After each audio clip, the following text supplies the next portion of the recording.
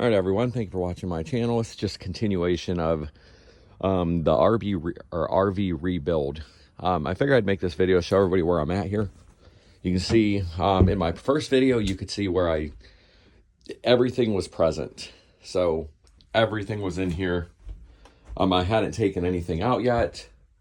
So I haven't gotten back here yet. This is going to probably be tomorrow's duty. But what our goal is, we're getting rid of all this stuff here. And that's what we're trying to work on now. But as far as up here goes, I got all the sink removed. I got the water heater removed. I got the little furnace that was once under there removed. This was a couch. It's removed. This was like a dinette type setup. It's been removed. So we're trying to get everything removed here. Because you can see right here. See how I can push on this right here? That's a problem. So my plan is to take everything pretty much out of this thing, and I'm gonna start with a fresh build. And I know some people might say, oh, that's crazy, you know, it's a lot of money. It's really, if you're handy and you know how to do this kind of stuff, it's really not as expensive as you may think. You just got to know how to do it, and you got to understand how basic construction is, because I mean, you know, this is an RV, so the way you understand it is the sides and everything alone, without any of the cabinetry, the sides alone don't provide any structural strength. That's not what, you know, it's basically just a shell until everything's added into it. Once you start adding stuff into it, that's where it actually gets its integrity, its structural strength. And you've got mount points down through here, this whole section here, and then you've got mount points all the way up here. And then what you've got is you've got a metal, well, it's not a metal thing. I believe it's aluminum. You got an aluminum framing that goes all the way across this whole thing right here. And it looks like it probably goes all the way down, is what it would ultimately do. But it's just one big aluminum frame. And the way that frame is the frame is essentially just almost like a secondary support.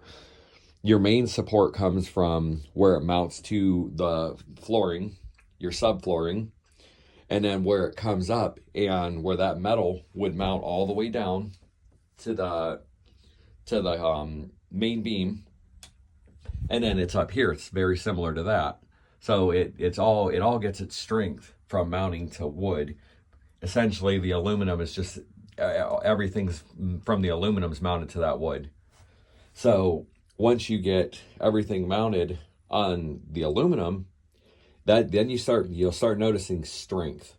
And then when you start adding all your fixtures actually provide all your inner wall strength. So you don't get vibration, you don't get any bouncing, you don't get any of that. And that's from all your fixtures that would go inside of here. And it prevents any movement unilaterally from the sides being able to flex and whatever the case may be. So like right here, this is a prime example of just that. When this is taken out, this will just be a wall. A wall that you can see all the way down, a wall that wouldn't have much strength. Now, when you add these cabinets to it, all the way down, that whole section down there, and I'll walk you down it real quick, you can see how it's all added in here. When you add all this stuff to it, so right here, there, these are all mount points. And what that does, that gives that wall structural strength. So that's why they put like dividers here. I mean, you can see basically how they divide these up. It's actually not rocket science. It's pretty easy to understand. So you get all your structural strength from these little walls right here that are mounted. And then right here, so you got like in the back over here, you'd have your cabinets, and that gives it its structural strength on both sides. Here's where you get your bathroom at. You can see where the wall is, and they come out far enough to where it gives it more than enough of an area to where that wall there has got strength from all of this stuff, all these panels being mounted. So it's got the unilateral strength. So it's not relying on just like an empty truck, like a box truck type thing that doesn't really have a lot of strength or protection. And like right here, so you got your cabinets right here while I still got them in. They all mount to the wall, and it gives it unilateral strength on these walls. That's why if you've ever looked at like the RVs, you'll see where they all have fixtures, and they're all mounted to the walls, and they're generally mounted to your subfloor all the way down. So you can see here's where the outline of the old box was. You can see how it mounts to the walls right here with the holes on both sides. And then you can see where it mounts to the floor. And that gives it the unilateral strength for the sidewall itself. And that's where the sidewalls get their strength. But continuing on, the goal is, well, let me show you here.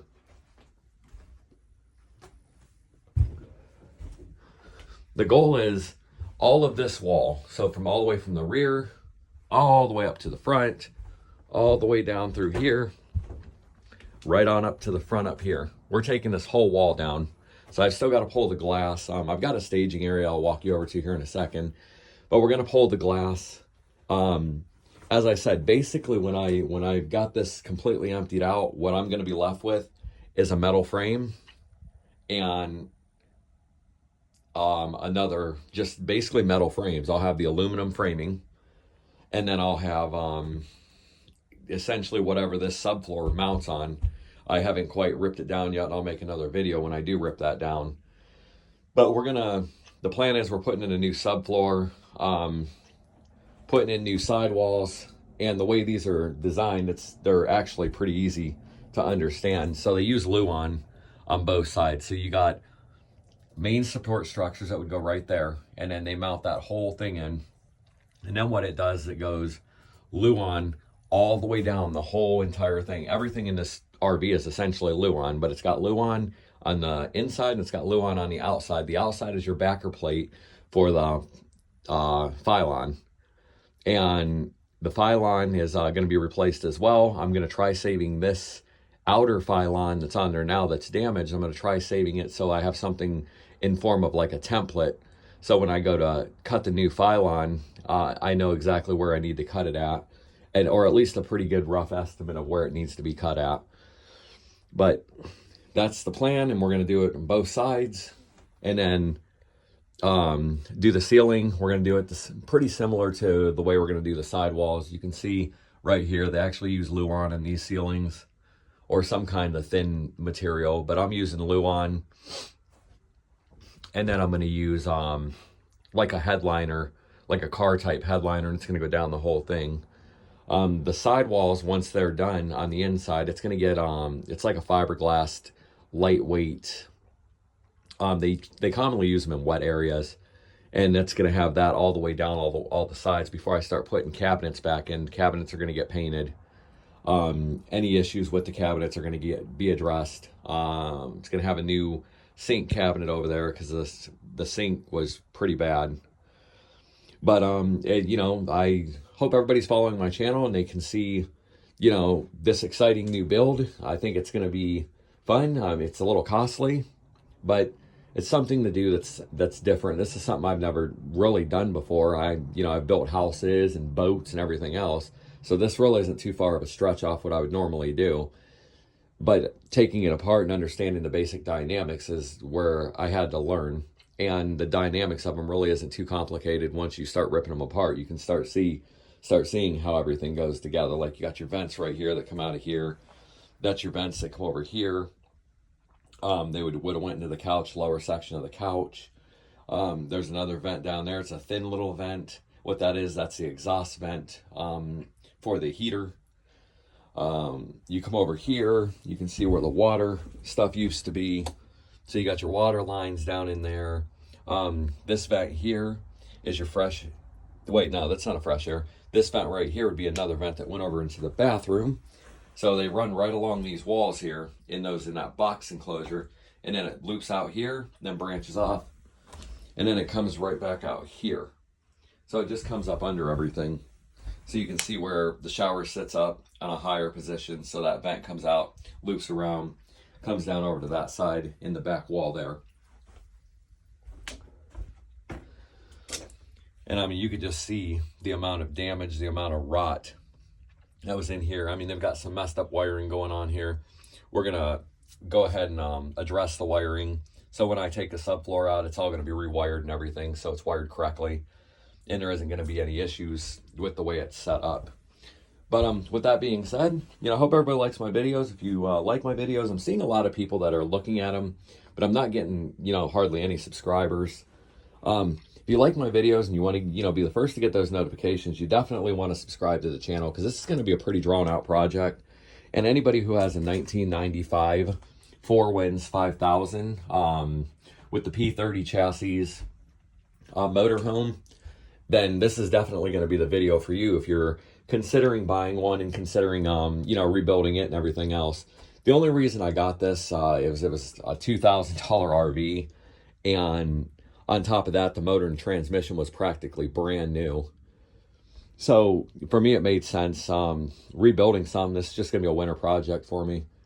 But, hope you guys keep watching my videos. And like I said, if you like my videos, please subscribe. If you have any questions or comments, feel free.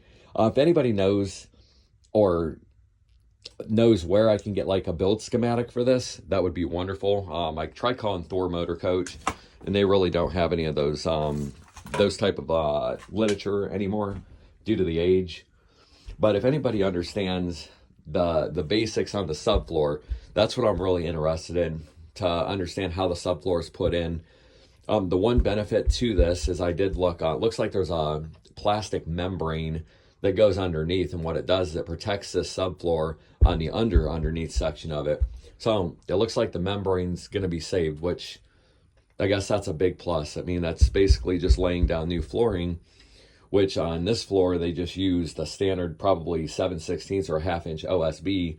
We're going to change that. We're not going to use OSB. I'm going to use a good plywood, 3/4 inch plywood, and then we're going to paint it to assure that this problem could never occur again. Just because, these things are prone to water. I mean, you get a roof leak, like for example, this one right here. And I mean, this probably started as somebody hit a tree, like a little branch or something, and then it scraped the whole membrane above. And then once they, get that, or, just sun degradation from it, drying out, and then they become brittle and they crack. But once they get to that point, it's just a downward spiral at that point. So, if you own an RV, I'd recommend, at least I'm going to put it on my maintenance schedule every 5 years, is going to be to check that roof and assure that the roof is doing fine. But all the wood that's going to be used, it's all going to be painted with a waterproofing type paint, just to assure that this couldn't happen again. But with that being said, I hope everybody has a great day, and thank you for watching. Bye.